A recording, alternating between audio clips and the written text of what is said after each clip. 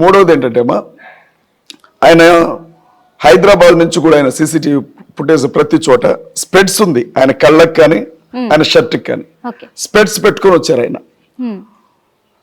ఎక్కడైతే ఈ యాక్సిడెంట్ జరిగిందని పెద్దలు చెప్తున్నారు, పోలీసులు చెప్తున్నారు, ఒకవేళ ఆ బండి నిజంగా ఆయన మీద పడితే ఆయన షర్టుకున్నటువంటి స్పెడ్స్ కావచ్చు, కళ్ళకున్న స్పెడ్స్ కావచ్చు, నైట్ పురుగులు పడితే కళ్ళకు పెట్టుకుంటారు. అది ముక్కలు ముక్కలైపోయి పడిపోయి ఉండాలి, అంతే కదమ్మా. కానీ ఆ స్పెడ్స్ ని జాగ్రత్తగా అప్పుడే కొనుక్కొచ్చి పక్కన పెట్టినట్లు ఆయన పక్కన యాక్సిడెంట్ జరిగిన పక్కన పెట్టుంచారు. దానికి దుబ్బ లేదు, దుమ్ము లేదు.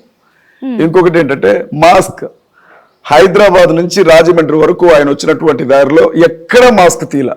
ఈవెన్ రామవరపాడులో 4 గంటల పాటు ఉన్నాడు అని చెప్పిన చోట మాస్క్ తీల, ఎక్కడ మాస్క్ తీల. ఆ మాస్క్ జాగ్రత్తగా అప్పుడే కొనుక్కొచ్చినట్లు మడత పెట్టి పక్కన పెట్టుంది.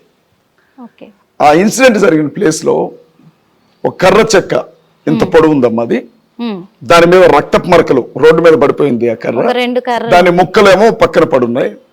చూసిన వాళ్ళకి ఎలా ఉందంటే దానితో కొడితేనే ఈ మనిషి ఇక్కడ పడుండాలి లేదా పడ్డప్పుడైనా కొట్టుండాలి అన్న ఆలోచన కలిగించేలాగా ఉంది. మనిషి ఇంత జరిగితే అమ్మా,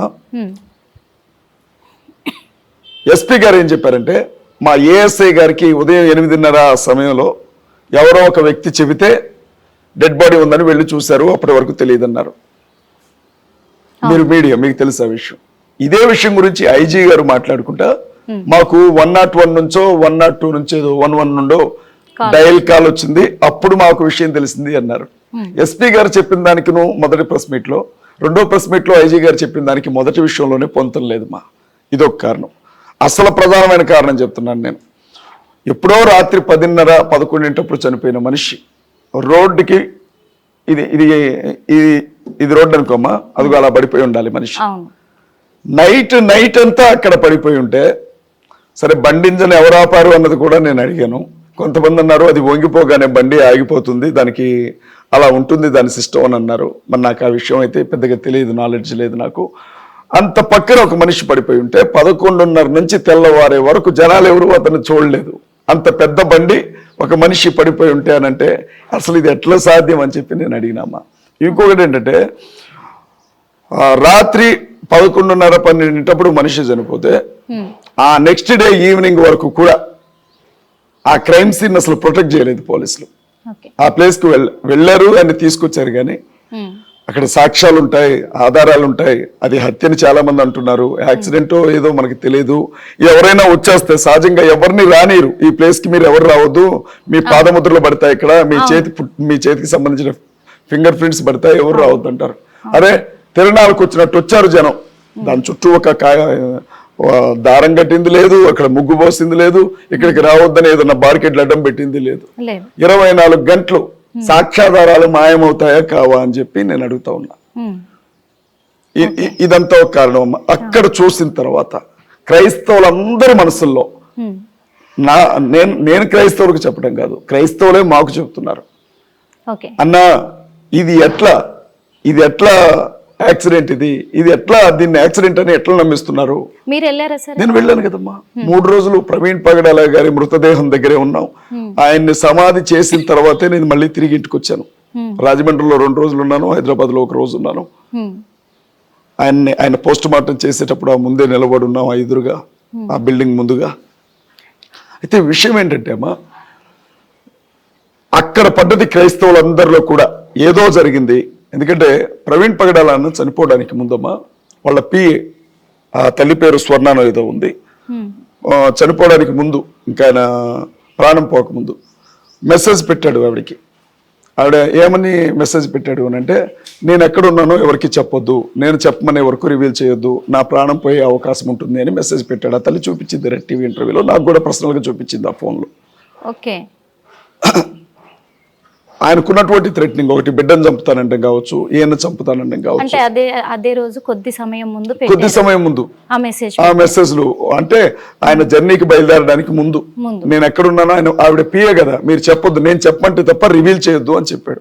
నేను అడిగాను, ఒక పెద్ద మనిషి హైదరాబాద్ నుంచి రాజమండ్రి వరకు బైక్ మీద రావడం ఏంటి, ఆయనకి ఎన్ని కార్లు ఉన్నాయి, ఎంత పెద్ద మనిషి అని నేను అడిగాను. అడిగితే ఆ సిస్టర్ నాతో చెప్పిన మాట ఏముందంటే, ఆయనకి థ్రెట్టింగ్ ఉందన్న విషయం అందరికీ చెప్పాడు, ఫేస్బుక్ లో చెప్పాడమ్మా, అవును చెప్పారు. మెసేజ్ లో పెట్టాడు, నన్ను చంపకండి దయచేసి వదిలేయండి అని బ్రతిమలాడాడు. ఒకవేళ నా కారు నంబర్లు అందరికీ తెలుసు, నా కారు తెలుసు, వ్యక్తిగతంగా కూడా ఆయనకి శత్రువులు ఉన్నట్లున్నారు ఆయనకి సంబంధించినటువంటి వ్యక్తుల్లో. నేను బయటకు వెళ్తే పసిగడతారు అని చెప్పి, ఎవరికి అనుమానం రాకూడదు, సేఫ్ గా వెళ్ళి సేఫ్ గా రావాలని చెప్పి బుల్లెట్ వేసుకొని, హెల్మెట్ పెట్టుకొని, మాస్క్ వేసుకొని ఎవరికి అనుమానం రాకుండా బయలుదేరి వచ్చాడన్నా అని చెప్పింది ఆ తల్లి. అంత సేఫ్టీగా జాగ్రత్తలు చూసుకున్నవాడు. ఇంట్లో 2 చిన్నపిల్లలు ఉంటే, భార్య ఉంటే, కోదాళ్ళలో వైన్ షాప్కి వెళ్ళి ఒక వైన్ బాటిల్ కొనుక్కొని, ఏలూరులో వైన్ షాప్కి వెళ్ళి ఒక లిక్కర్ బాటిల్ కొనుక్కొని తాగి రోడ్డు పక్కన పాపం పడుకొని కాసేపు పొర్లి వెళ్ళాడమ్మా. మీ స్థాయికి మీరు చేస్తారా ఈ పని? మీరు ఆ స్థాయిలో ఉంటే వాస్తవమే సార్, ఎందుకంటే మీ అనుమానాలు మీకున్నాయి. అనుమానాలు ఇంకా నేను చెప్తాను, ఇంకా నేను చెప్తాను. మేము అనుమానించడం అనుకున్నటువంటి కారణాలన్నీ చెప్తాను నేను. Okay sir. పోలీస్ డిపార్ట్మెంట్ దర్యాప్తు వేగవంతం చేసింది. అవును, వేగవంతం చేసింది. 5 బృందాలు ఏర్పాటు చేశారు. అవును. మొదటి రోజు అలసత్వం కనిపించిన తర్వాత బుల్లెట్ లాగా వాళ్ళు పనిచేశారు. సుమారు 300 CCTV ఫుటేజ్లు సేకరించామని చెప్పారు ఐజీ గారు. అందులో 15 గంటల ఫుటేజ్ ఉంది అని చెప్పారు. ఈ ఫుటేజ్ మొత్తంలో ఎక్కడైనా ప్రవీణ్ పగడాల గారు ఫేస్ కి మాస్క్ తీసిన ఫోటో ఏమన్నా చూపించగలరా? ఈ మాట నేను ఎందుకు అడుగుతున్నాను అనంటే, చాలా CCTV ఫుటేజ్లో ప్రవీణ్ అన్న ఫోటోలు తీసుకుంటూ తిరిగిన వ్యక్తులు కొంతమంది కనపడుతున్నారు. ఆయన అక్కడ ఉన్నప్పుడు వెంటనే ఫోటో తీయటం, సైలెంట్గా ఎవరికో పంపించి వెళ్ళిపోయినటువంటి ఫోటో ఇది అనుమానాస్పదంగా మేము చూసాం ఫుటేజ్లో. వాళ్ళు ఎవరు అసలు? ఏమైనా కుట్ర జరిగిందా హైదరాబాద్ ప్రారంభంలోనే అన్నది మాకు అనుమానం ఉంది. ఇంకొక అనుమానం ఏంటంటే, అసలు ఆయన వీళ్ళు CCTV ఫుటేజ్లో చూపిస్తున్నటువంటి వ్యక్తి అసలు ప్రవీణ్ పగడాల గారు అవునా అంటే నమ్మలేకపోతున్నారు వాళ్ళ క్రైస్తవులు. మీకు ఒక ఉదాహరణ చెప్తాను. అంతా బాగానే ఉంది. విజయవాడ దగ్గరకు వచ్చిన తర్వాత ఒక 4 గంటల మనిషి మిస్ అయ్యాడు. ఏమైపోయింది, ఆ మనిషి ఎక్కడున్నాడు అని చెప్పి ఇన్వెస్టిగేషన్ స్టార్ట్ చేశారు. చివరికి రామవరపాడు జంక్షన్ దగ్గర ఆ మనిషి ఆగిపోయాడు, పక్కనే ఉండే పార్క్లో ఒక 3 గంటలు రెస్ట్ తీసుకున్నాడు అన్న విషయం బయటకు వచ్చింది. అప్పుడు మన మీడియా ఛానల్స్కి సంబంధించినటువంటి ఒక వ్యక్తి డైరెక్ట్గా అక్కడ ట్రాఫిక్ ఎస్ఐ సుబ్బారావు గారి దగ్గరికి వెళ్ళాడు. సుబ్బారావు గారిని అడిగాడు, సార్ ఇదంతా కూడా మందు చుట్టే నడుస్తుంది వ్యవహారం అంతా, ఆల్కహాల్ ఆయన తీసుకొని బండి నడపలేక ఒళ్ళు కంట్రోల్లో లేక చనిపోయాడని అంటున్నారు, కోదాల్లోనే మందు కొన్నాడు అంటున్నారు, అలాంటిది ఏమైనా జరిగిందా, మీకు ఏమైనా స్మెల్ వచ్చిందా అని అడిగారు. అడిగితే ట్రాఫిక్ ఎస్ఐ గారు చెప్పింది, లేదండి ఆయన దగ్గర ఎలాంటి వాసన లేదు, ఆయన మందు తాగిలేడు, చాలా హుందాగా ఉన్నాడు ఆయన, కాకపోతే హైదరాబాద్ నుంచి బండి మీద వచ్చాడు కదా, ఏదో ఒక రకమైన అలసట, భయంకరమైన అలసటలో ఉన్నాడు. మేము అప్పటికే బండికి సంబంధించిన ఆ ఎదురుగుండే హెడ్ లైట్ ఊడిపోయింది, తాళ్లతో కట్టాము, అది ఆగలేదు, కొంచెం సేపు రెస్ట్ తీసుకుంటా అన్నాడు, వెళ్ళాడు, పార్క్లో పడుకున్నాడు. సాయంత్రం అయిపోయిన తర్వాత కూడా టీ స్టాల్ అతను వచ్చాడు, నేను వచ్చాను, ఆటో డ్రైవర్లు వచ్చారు, మీరు ఇలాంటి పరిస్థితుల్లో ప్రయాణం చేయకండి అని చెప్పాను నేను. టీ తాగడానికి టీ ఇచ్చాం, కొంచెం 2 బుక్కలు టీ తాగి దాన్ని పక్కన పడేసాడు, వాటర్ బాటిల్ ఇస్తే ముఖం కడుక్కున్నాడు అని అన్నారు. నేనేమన్నానంటే, నా ప్రశ్న ఏంటంటే, నేను వస్తున్నానమ్మా, ఎక్కడి నుంచో వస్తున్నా, కొంత దూరం వచ్చిన తర్వాత సడన్గా కళ్ళు తిరిగి పడిపోయాను నేను బండి మీద. చుట్టుపక్కల ఉన్న మనుషులు వచ్చి నన్ను లేపారు. లేపగానే ఏం చేస్తారు, ఫస్ట్ నా తల మీద హెల్మెట్ ఉంది, మూతికి మాస్క్ ఉంది, స్పృహలో లేనంత పని అయిపోయింది నాకు. వెంటనే చేసే కామన్ సెన్స్ ఉన్న ప్రతి ఒక్కరికి కూడా అర్థమయ్యే విషయం, వెంటనే ఏం చేస్తారు, చేస్తారు కదా, మాస్క్ తీస్తారు కదా, కొన్ని నీళ్లు తాగించి ముఖం మీద నీళ్లు చల్లుతారు కదా. 4 గంటలు అక్కడే ఉన్నా హెల్మెట్ తీయలేదట ఎస్ఐ గారు.